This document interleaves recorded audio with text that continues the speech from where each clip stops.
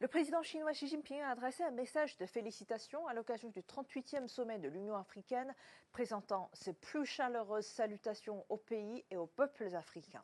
Le 38e sommet de l'Union africaine s'est tenu le 15 au 16 février au siège de l'organisation à Addis Abeba, capitale éthiopienne, sous l'angle de la réparation des injustices historiques. Le thème principal était, on le rappelle, rétablir la justice pour les Africains et les personnes d'ascendance africaine au moyen de réparation. Et il est particulièrement significatif de contester à quel point le concept du Sud global, dont l'Afrique et la Chine sont des piliers majeurs, est mis en avant dans le message du président chinois Xi Jinping cette fois-ci.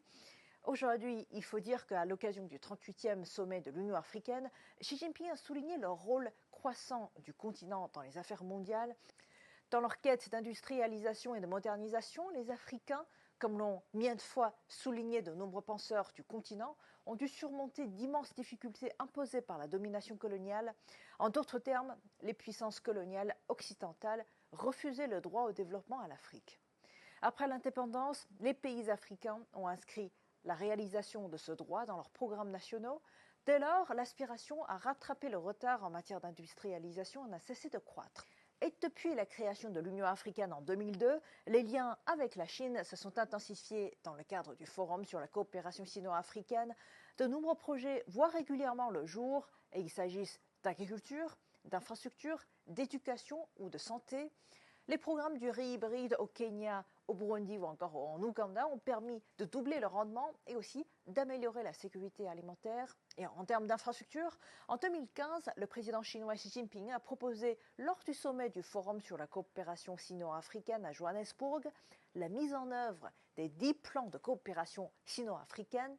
Mais dans le volet dédié à la coopération culturelle et humaine, il a également été prévu de doter 10 000 villages africains d'un accès à la télévision par satellite, un programme désormais connu sous le nom de projet des 10 000 villages. À l'époque, cela a été un projet colossal et difficile. En Ouganda, les routes menées aux villages bénéficiaires sont souvent en effet en mauvais état, faute d'entretien depuis des décennies. Et aussi, les déplacements prennent en effet beaucoup de temps et l'éclairage est insuffisant une fois la nuit tombée. Et c'était jusqu'en décembre 2023 que le projet chinois d'assistance à l'Afrique, Wan Sun-tong, a été mené à bien dans plus de 20 pays africains, couvrant plus de 1500 villages. Il renforce considérablement l'interconnexion des réseaux à travers le continent et insuffle un nouvel élan au développement économique durable de l'Afrique. La coopération sino-africaine offre des opportunités concrètes du développement, qu'il s'agisse d'infrastructures, de formation ou encore de santé publique.